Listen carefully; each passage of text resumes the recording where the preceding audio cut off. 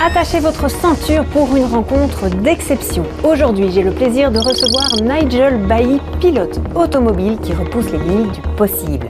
Paraplégique depuis l'adolescence, il n'a jamais abandonné ses rêves de vitesse et de compétition. Plongeons-le maintenant dans le noir total pour une introspection sur sa passion et sa carrière. Pas d'inquiétude, grâce à nos caméras infrarouges, vous pourrez tout voir, tandis que lui et moi serons dans l'obscurité totale. Alors Nigel, c'est à toi maintenant. Es-tu prêt ?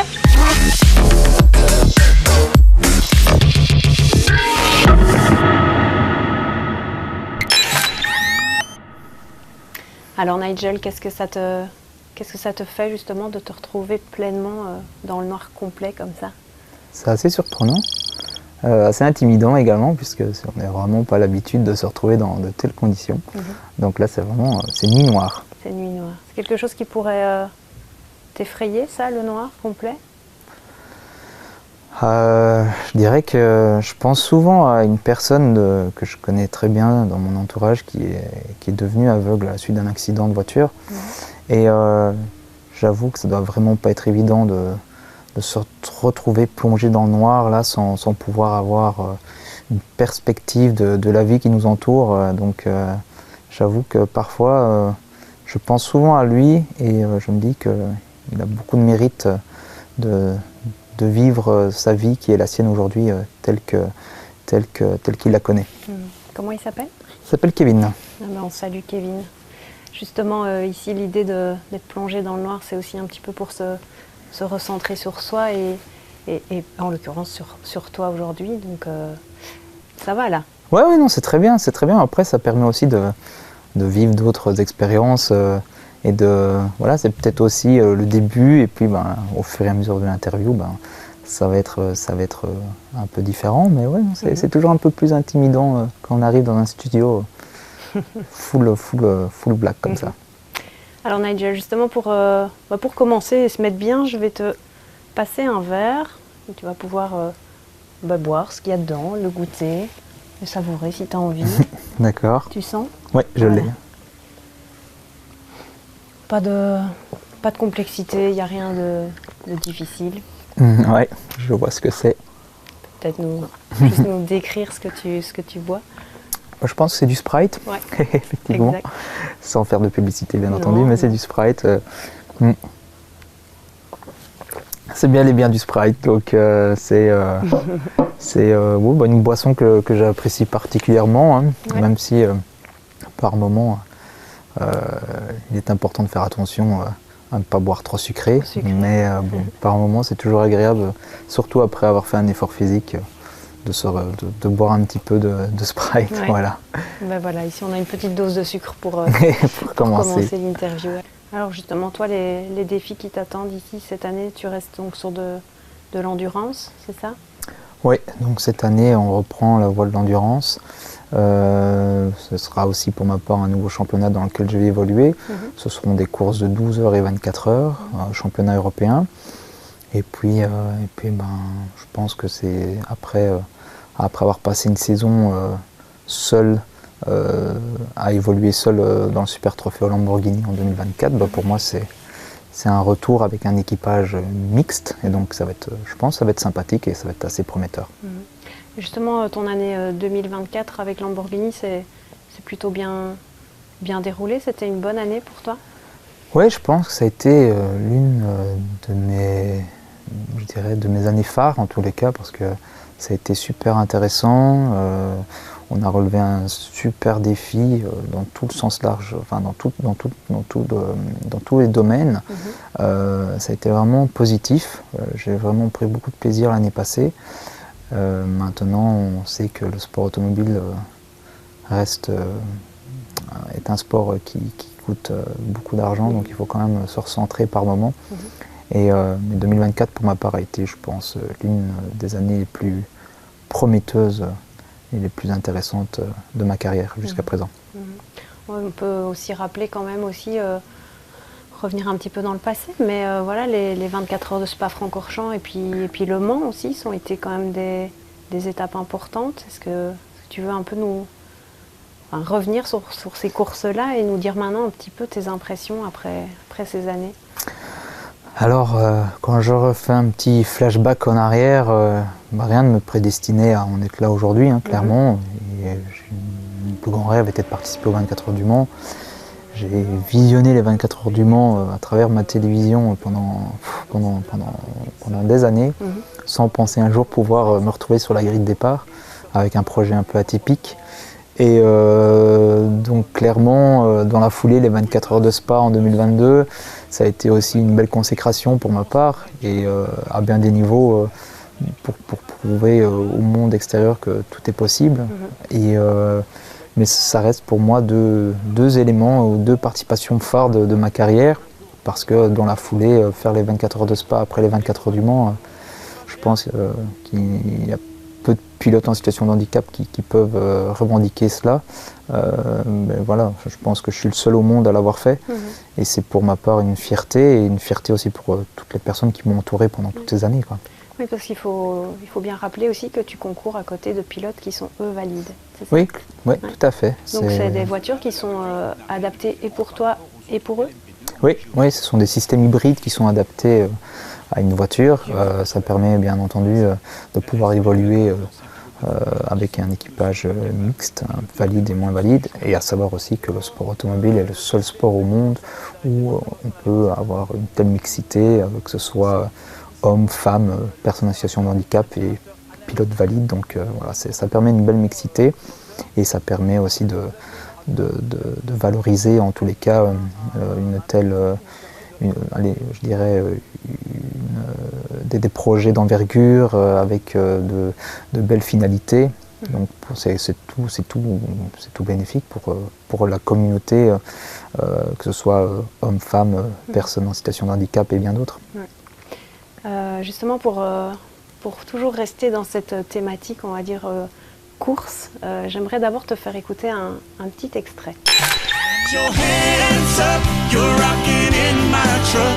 You got the radio on, you're singing every song. C'est Luke Bryan, un chanteur de country américaine, country pop. Donc voilà, je suis un grand fan de musique country, donc j'écoute principalement que cela, même si j'écoute d'autres variétés. Mais voilà, je suis assez donc fan. Taylor Swift? Ouais, Taylor Swift, ouais, effectivement. Bon, il n'y a pas qu'elle, hein, mais bon, elle s'est plus dirigée vers d'autres styles de musique, mais fondamentalement, je suis un grand fan de country américaine, et de tout ce qui peut tourner autour de la country pop, donc voilà. Alors tous ces chanteurs, etc., font partie d'une belle petite playlist que tu te fais justement avant course pour te concentrer, c'est ça? Explique-nous. J'essaie de varier un maximum les playlists, donc ouais, clairement ça en fait partie, parce que c'est toujours bien pour je dirais, se vider la tête avant de monter dans la voiture. On voit souvent que les pilotes en Formule 1 ont toujours leur casque sur leurs oreilles avant de monter dans la voiture. Ça permet aussi de décompresser, de se mettre dans une bulle, et donc en général on se crée une playlist durant l'année avec une trentaine de chansons, une quarantaine de chansons, et puis on écoute ça pas spécialement en boucle, mais ça permet aussi de se libérer l'esprit avant de monter dans la voiture, ou même d'être un peu isolé, parce que forcément dans un meeting de course il y a tellement d'intervenants, il y a tellement de choses que l'on vit, et forcément ça nous permet aussi à un moment donné de souffler, de passer un moment avec soi-même. J'imagine que c'est primordial à ce moment-là d'être focus sur le moment présent quand on conduit de tel engin. Oui, clairement, c'est le facteur clé, c'est le facteur le plus important, c'est d'être dans notre bulle et de se concentrer avant de monter dans la voiture, et de se refaire le film de tout ce qu'on a pu débriefer avec les ingénieurs et autres, donc c'est toujours important. Et conduire de telles voitures, et toi à ton niveau, le fait que tout se passe au niveau des commandes du volant, c'est vraiment quand même quelque chose d'assez compliqué, technique, physique, je veux dire même aussi la force aussi de cette vitesse de la voiture. Comment tu gères tout ça, comment tu te prépares à tout ça? Alors, en comparaison aussi, peut-être, on peut le dire, à des pilotes valides qui peut-être n'arriveraient pas à faire ce que tu fais en fait. C'est vrai que quand on dresse le parallèle avec un pilote valide, c'est clair que ce serait beaucoup plus compliqué pour eux d'évoluer avec un système tel que je possède pour pouvoir piloter. Il est aussi certain qu'il y a une certaine préparation en amont, une préparation physique pour me permettre de tenir la longueur lors d'une course. C'est vrai que le système avec lequel j'évolue est parfois, je dirais, physiquement parlant, très demandeur. Surtout sur une longueur, on va le connaître cette année avec un retour en endurance. Mais c'est sûr qu'un pilote valide aura davantage plus de difficultés qu'une personne dans ma situation, puisque de toute façon nous c'est un peu une habitude, puisqu'on est obligé d'utiliser le système qui nous est proposé, donc un système qui est repiqué au niveau du haut du corps, enfin un système avec lequel j'évolue, c'est un système uniquement manuel, donc c'est sûr que c'est plus compliqué.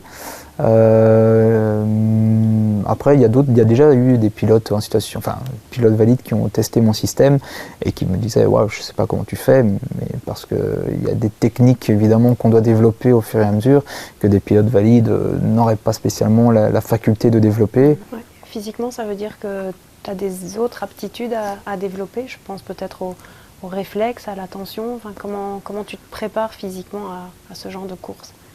Alors, tout ce qui est réflexe, ça se travaille aussi en amont de chaque course, parce qu'il y a des exercices qui sont prévus à cet effet pour pouvoir travailler les réflexes. Donc ça, je travaille régulièrement ces postes-là. Et d'un point de vue force également, on a une force un peu naturelle, le fait de pousser la chaise au quotidien. Je dirais que c'est un entraînement quotidien. Voilà, pousser une chaise au quotidien peut parfois être un peu plus compliqué que de piloter une voiture de course. Et on peut rappeler, donc, ce sont des courses d'endurance qui se font soit sur 24 heures, soit sur 12 heures. Et donc ça veut dire que vous êtes en un trio, en fait, c'est ça? Alors de base, on est 3 pilotes. 3 pilotes, ouais. Mais pour des questions budgétaires, on est parfois à 4 pilotes. Okay. Ouais, surtout pour un 24 heures. 24 heures, ça reste long. Même si aux 24 heures du Mans, on était 3 pilotes. Mais voilà, par exemple, faire un 24 heures de Spa à 3 pilotes, ça reste assez tendu, parce que les 24 heures de Spa notamment reste une des plus compliquées, enfin une des plus difficiles courses au monde.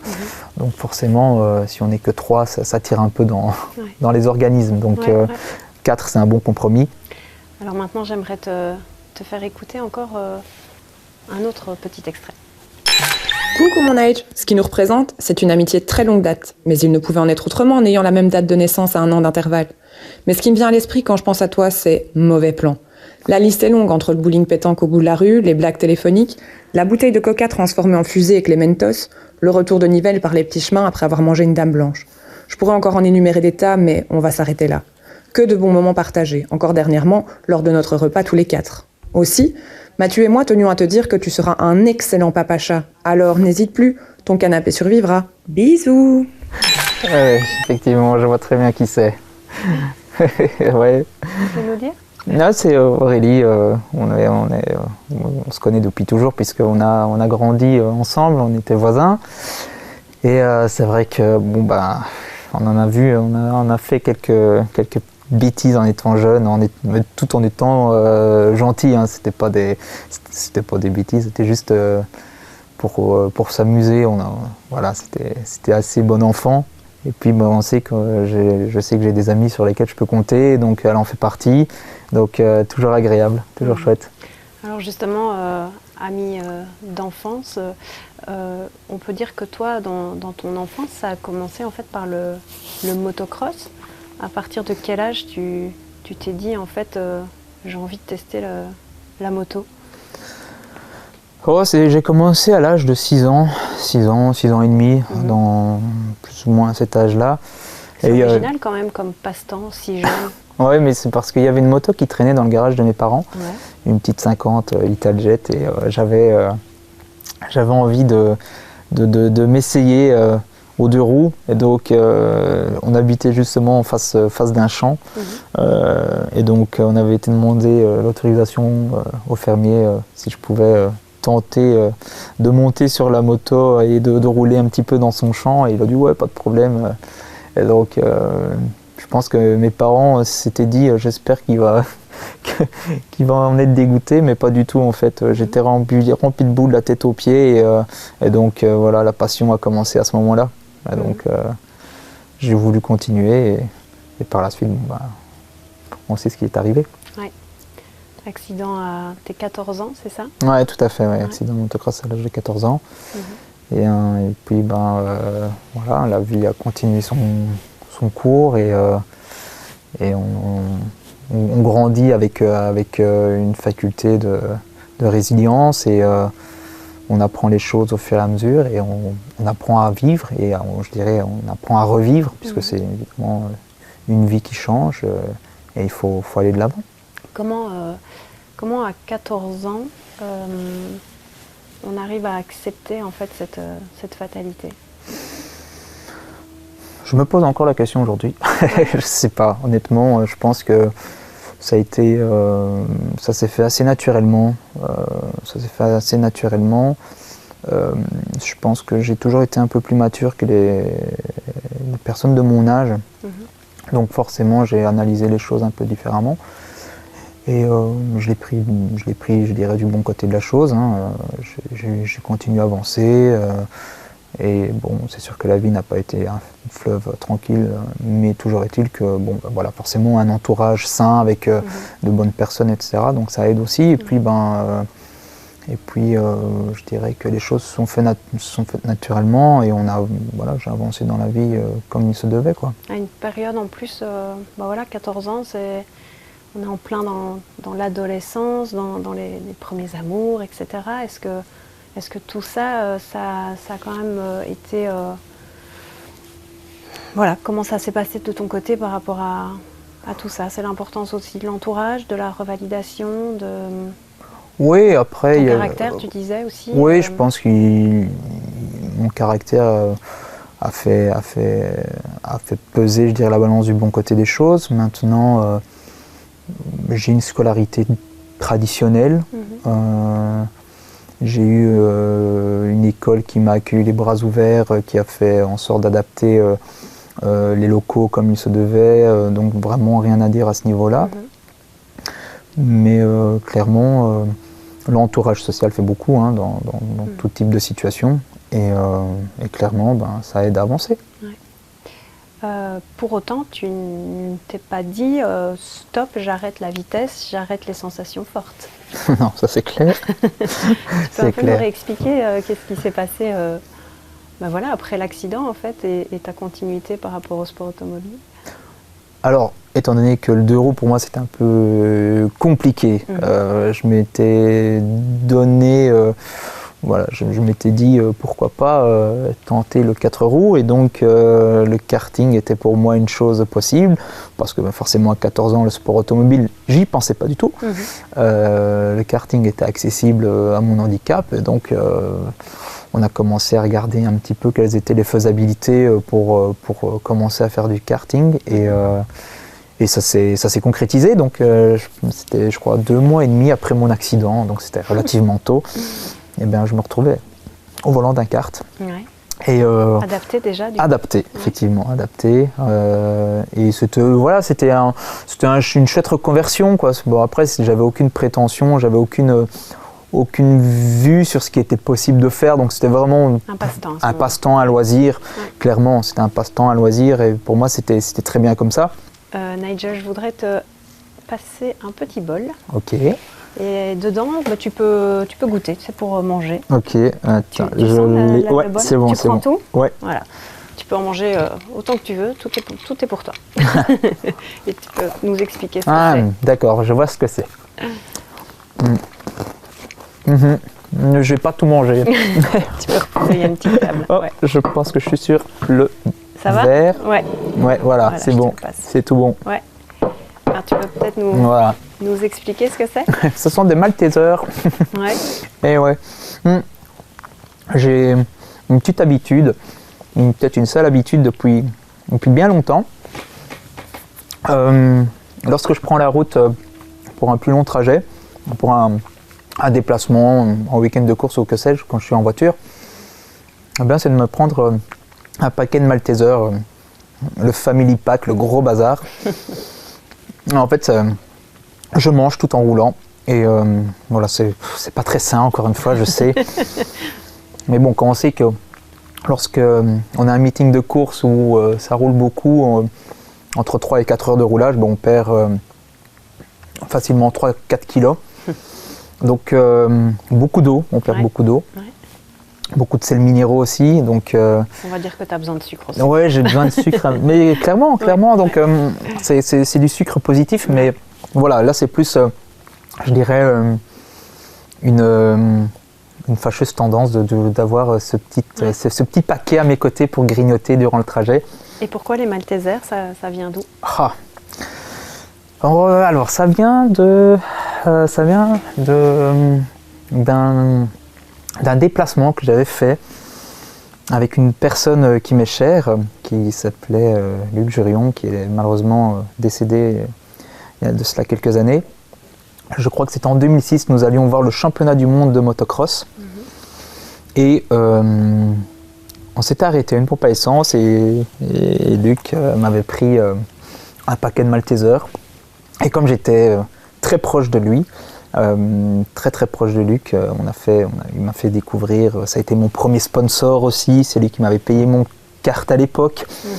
Il a toujours été à côté de moi dans toutes les aventures. Lors de ma première course à motocross, c'est lui qui tenait ma moto.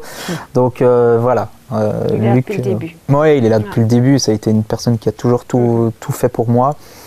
Voilà, à juste titre, c'était plus qu'un parrain, voilà, tout simplement. Il a toujours été là à mes côtés, il a toujours été visionnaire aussi dans ce qu'il faisait, et donc un grand entrepreneur de la région de Charleroi. Et donc on s'est arrêté, pompe à essence, pour prendre la route là. Et donc depuis, à chaque fois qu'on prenait la route, comme il avait vu que j'aimais bien les Maltesers, et alors il me disait, allez gamin, on va s'arrêter à la pompe à essence, on va acheter un paquet de Maltesers. Et donc on le mangeait à deux, comme ça, avec la musique à fond. C'était chouette. C'était le chouette moment. Donc, Pour revenir au karting, qu'est-ce qui s'est passé entre le karting et puis les courses automobiles? Mes études. Tes études. Et oui, mes études. Deux bacheliers. Un en secrétariat de direction et un autre en immobilier. Et puis j'avais postulé à maintes reprises pour trouver du travail. Et puis je n'avais pas spécialement eu de réponse positive, donc forcément je me suis retranché sur mon plus grand rêve, qui était de pratiquer le sport automobile. Et puis je m'y suis approché. Je m'y suis intéressé davantage, et évidemment la sauce est montée, donc forcément j'avais envie de concrétiser cet objectif, ce rêve qui était finalement, je dirais, tellement inespéré et tellement improbable à l'époque. Donc voilà. Par quoi tu as commencé? Alors j'ai commencé vraiment au bas de l'échelon, vraiment. Un championnat belge d'endurance qui s'appelle le BGDC, qui m'a accueilli également à bras ouverts pour faire mes tout débuts en sport auto. Donc ça remonte à 2017, donc ça date pas d'aujourd'hui. Et puis j'ai rencontré les bonnes personnes qui m'ont aiguillé, qui m'ont aidé à monter le projet dans sa première version, en tout cas lors de mes débuts. Et donc voilà, on a commencé avec une Renault Clio Cup,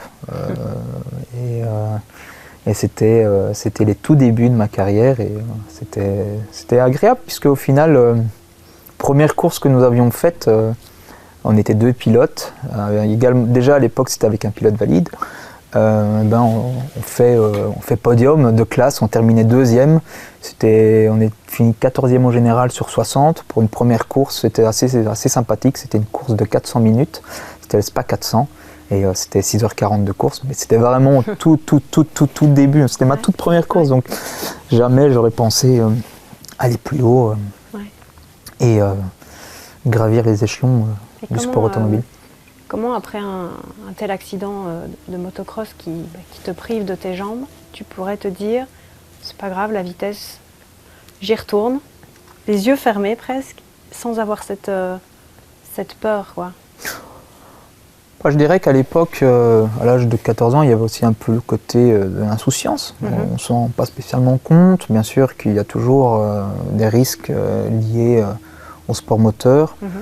Mais j'ai pour coutume de dire que le sport automobile, ou le sport moteur en général, que ce soit 2 roues ou 4 roues, je dirais que ces sports-là sont moins dangereux que la route ouverte. C'est-à-dire que la route que tout le monde emprunte aujourd'hui est tellement dangereuse, et bien plus dangereuse que le sport automobile ou le sport moto. Parce que, premièrement, au sport automobile, on tourne tous dans le même sens. Il y a les commissaires, sans qui, bien entendu, on ne pourrait pas pratiquer notre passion. Il y a également tout le staff technique, les staffs médicaux. Donc, tout est bien encadré. Tout est bien encadré. Et aujourd'hui, les circuits doivent être homologués avec des normes bien précises. Donc, je dirais qu'il y a quand même une sécurité qui est développée, qui est présente, et au fur et à mesure des années, des décennies, accrue. Je dirais que le cerveau est comme une éponge, en fait. Le cerveau a une telle faculté d'emmagasiner des informations et des actions. Ça veut dire quoi? Que maintenant tu n'as plus conscience quelque part de... Je n'ai plus cette sensation d'adrénaline en fait. Je n'ai plus cette sensation d'adrénaline lorsque je monte dans une voiture de course, de me dire, voilà, je vais me prendre un shoot d'adrénaline. Non, ça ne m'arrive plus. C'est fou. Mais parce que le cerveau s'est habitué à ça. Nigel, je vais te faire... sentir maintenant. Je te passe un petit pot. Il y a un couvercle que tu peux ouvrir et sentir du coup avec ton nez. Ah, voilà. Tu l'as? Ouais, c'est bon. Le tu dois ouvrir le couvercle et me dire si tu retrouves l'odeur. Ah oui. Ouais. Et nous dire ce que c'est du coup. C'est du café. Ça a l'air du café. C'est du café même moulu. Voilà. Ça fait pas gling gling gling quand je le secoue. Peut-être que tu retrouves un peu d'adrénaline avec le café. Oh, j'aime bien le café. C'est vrai que c'est quelque chose que j'aime beaucoup. Bon, j'essaie d'en boire à petite dose, mais j'aime bien cette senteur du café. De prendre un bon café le matin ou après un repas, etc. Donc, le sport automobile, ou en tout cas la place des personnes porteuses de handicap dans le sport automobile, c'est vraiment quelque chose qui te tient à cœur. Hein. Et en plus, quelque part, voilà, tu démontres que l'inclusion est totalement possible. Alors oui, ça me tient fortement à cœur. Il y a encore du travail là-dedans. Oui, il y a énormément de travail. J'espère qu'un jour, on arrivera à générer suffisamment de positivisme de cette inclusion dans le sport automobile. C'est pas spécialement évident parce qu'il n'y a que très peu d'acteurs sur la scène mondiale dans le sport automobile. Je dirais que c'est un peu, pas un sujet tabou, mais parfois. Maintenant, c'est sûr que c'est pas évident, hein. C'est pas un sport évident. C'est un sport qui est pratiqué avec des valides, donc forcément c'est un peu plus compliqué de faire partie d'une fédération. C'est un sport qui n'est pas olympique, donc forcément c'est encore plus compliqué. Et donc il faut jongler avec ces éléments-là. Il faut trouver les bonnes alternatives, les bonnes failles également. Et c'est clair que pour un petit pays comme la Belgique, c'est pas non plus une chose évidente en tant que pilote belge. Donc il y a plein d'aléas, il y a plein de difficultés qui viennent s'ajouter déjà aux côtés de l'handicap. On se bat parfois avec nous-mêmes. Je me rappelle avoir donné une interview lors des 24 heures de Spa où je me disais que j'étais un peu dans une catégorie à part puisque sur 185 pilotes, il n'y avait qu'une seule personne en situation de handicap. Donc voilà, c'est parfois difficile. C'est parfois difficile, mais rien n'est évident dans la vie, encore moins dans le sport automobile. Donc c'est déjà très compliqué pour une personne valide de creuser son trou. Donc pour une personne comme moi, c'est encore plus compliqué. J'entends souvent dire oui, mais c'est parce que tu es en chaise que tu parviens à trouver des partenaires, etc. Ben, peut-être, mais prenez ma place, roulez de la manière dont je roule. Faites un copier-coller de ce qui est possible de faire et après on pourra peut-être en discuter. Et puis ben, on a tendance à dire aussi que le sport moteur ou sport automobile est un sport de nantis. Voilà. N'ayons pas peur de le dire. Ouais. Sauf que pour certaines personnes, il y a potentiellement papa-maman ou les sociétés de papa-maman qui sont derrière pour financer tout cela. D'un autre côté, il y en a qui sont seuls et qui doivent trouver les budgets nécessaires pour aller de l'avant et pour pouvoir rouler. Donc, ça c'est une chose. Donc la passion est là. C'est important de se dire que sans budget, il n'y a pas de passion. Même si on pourrait vivre tout cela à travers un écran de télévision, mais c'est toujours mieux d'être entre le volant et le siège, donc, et d'être l'entretoise de ces deux postes-là. Mais et puis ça va de pair avec ton caractère aussi. Oui, ne pas lâcher. Clairement, bien sûr, parce que même si on est moins vite qu'un pilote valide, ça il faut quand même rester logique avec soi-même. Je ne suis pas le moins vite, on s'entend bien, mais je ne suis pas le plus rapide non plus. C'est toujours ça, jongler entre l'acceptable et le non acceptable. Donc il faut composer avec ces éléments-là. On le sait d'emblée que ça va être difficile, mais je pense que voilà, comme tu dis, ce sont des traits de caractère qui sont présents en moi et j'aime ce que je fais.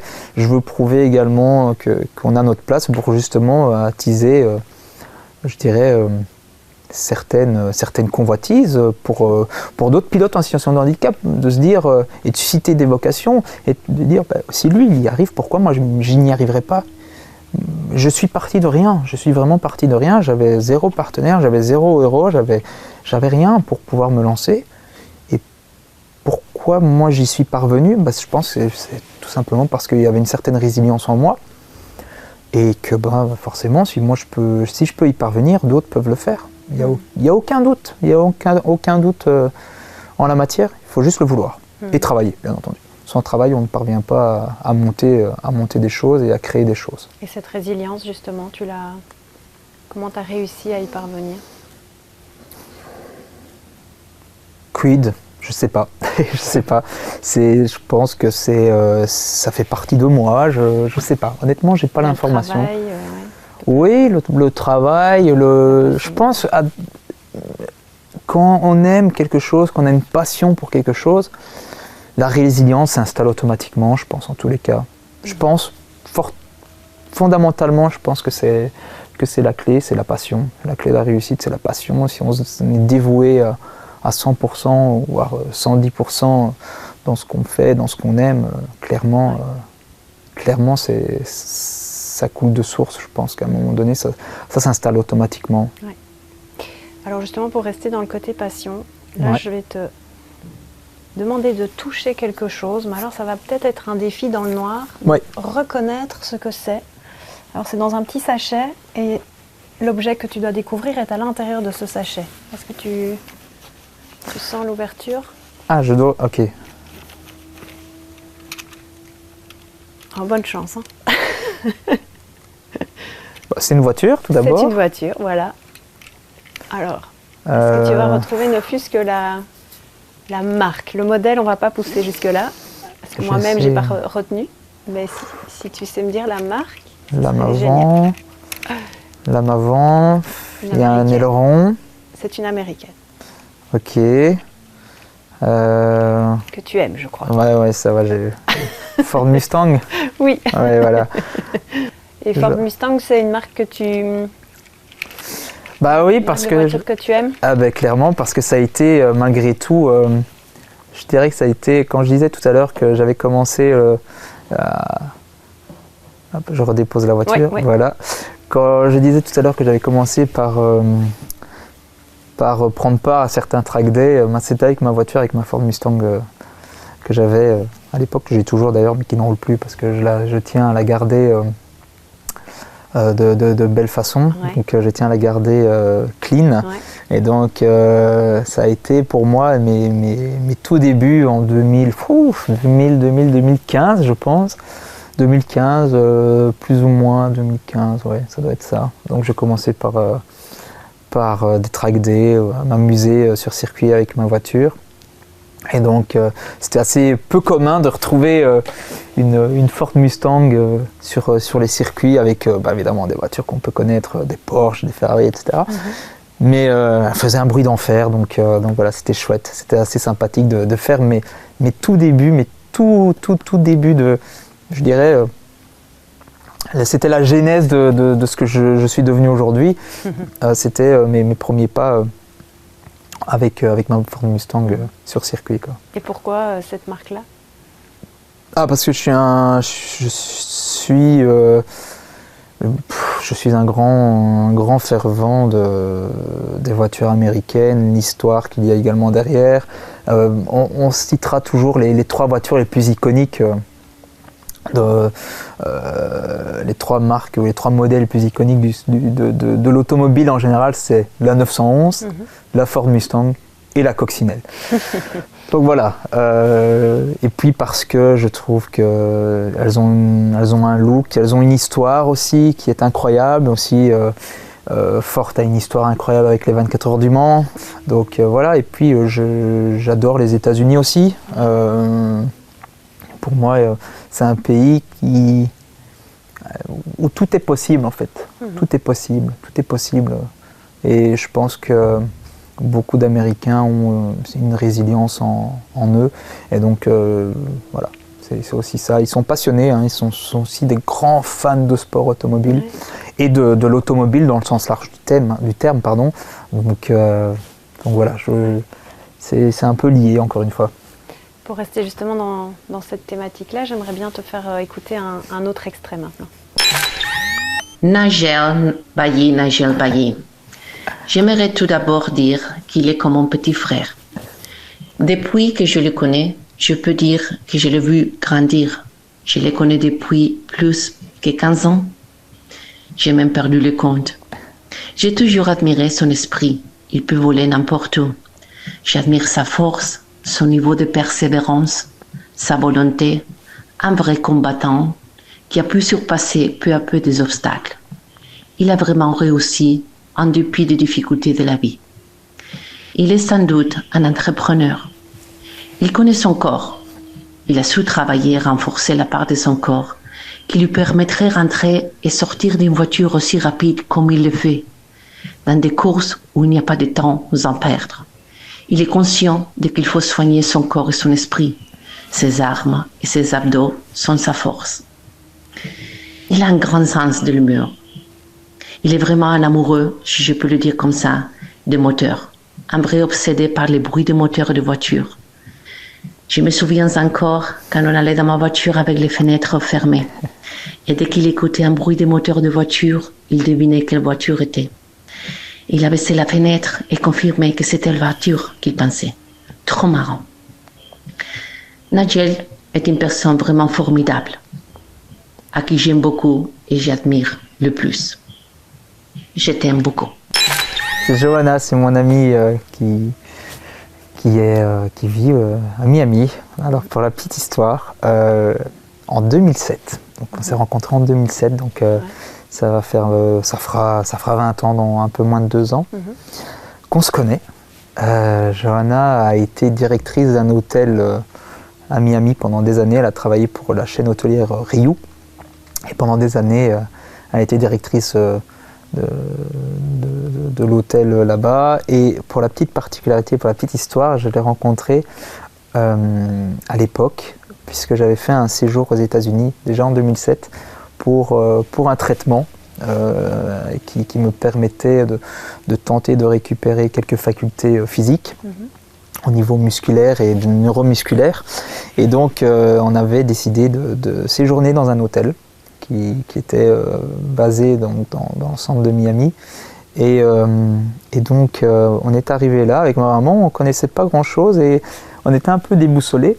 À l'époque je parlais quand même assez bien la langue de Shakespeare. Ouais. Et fort heureusement, Johanna était la seule de l'hôtel qui parlait français.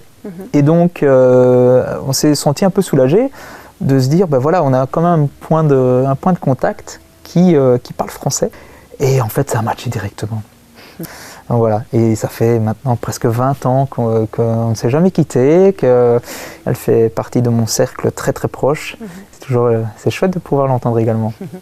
Et toi, toujours dans ce rêve américain, est-ce que ce serait peut-être un jour possible pour toi de te dire, en fait, pourquoi pas aller vivre là-bas et tenter l'impossible là-bas? Si je devais penser à migrer quelque part, c'est sûr que Miami, la ville de Miami serait dans le top 3 des villes dans lesquelles je me sentirais à l'aise. Et les choses sont tellement bien pensées et puis même d'un point de vue accessibilité pour les personnes en situation de handicap, c'est différent d'ici. Ah oui, ça n'a rien à voir. Tout est clean. C'est une priorité. Exactement. Ouais.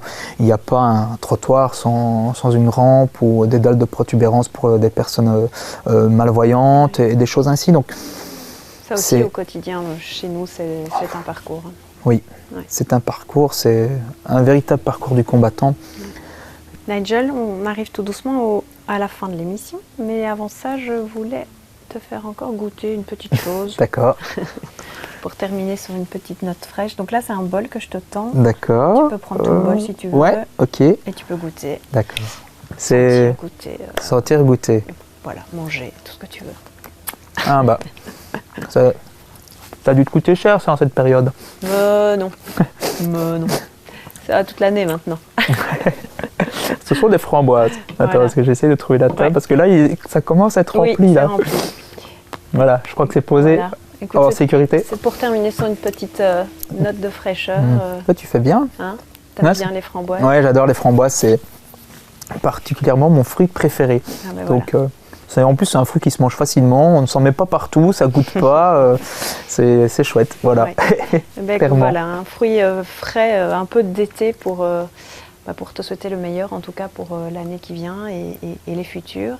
Et avant de terminer, je voudrais te demander, sur ta droite, tu as un miroir sur ta droite, de te tourner légèrement vers ce miroir. Et je voudrais que tu dises un mot, peut-être à l'enfant que tu étais. Eh bien que tu as quand même surmonté beaucoup de difficultés, d'avoir pu évoluer de telle manière. Ça n'a pas été simple, mais je pense qu'aujourd'hui, la résilience qui a été la mienne pendant toutes ces années et l'envie d'avancer avec la passion qui est en moi, je pense que ça a fait les choses de belle manière et qu'on a pu faire de grandes choses, et j'espère qu'il y en aura d'autres dans le futur, que j'en suis qu'à mes débuts. Et que la vie sera belle et longue et qu'évidemment, il ne faudra rien lâcher, toujours avancer du mieux possible, tout en gardant également le côté humble et aborder les choses avec humilité, parce que je pense que avec l'humilité, on va partout.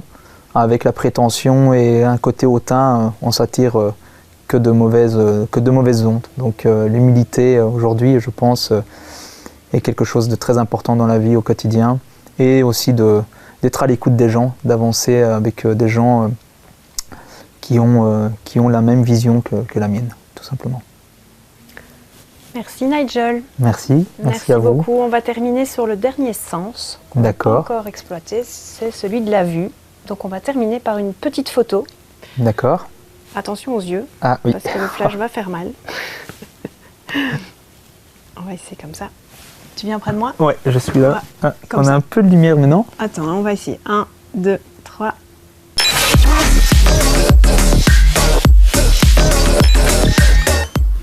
Eh bien voilà, je sors tout juste de l'interview dans le noir avec Annalisa. C'était vraiment appréciable en tout cas, c'était vraiment chouette parce que c'est quelque chose que j'avais pas l'habitude. Donc au départ évidemment il y a un peu d'appréhension, mais c'était vraiment chouette au final de pouvoir passer cette heure en sa compagnie, de découvrir une autre facette de certaines interviews qu'on peut connaître, j'ai déjà pu connaître auparavant.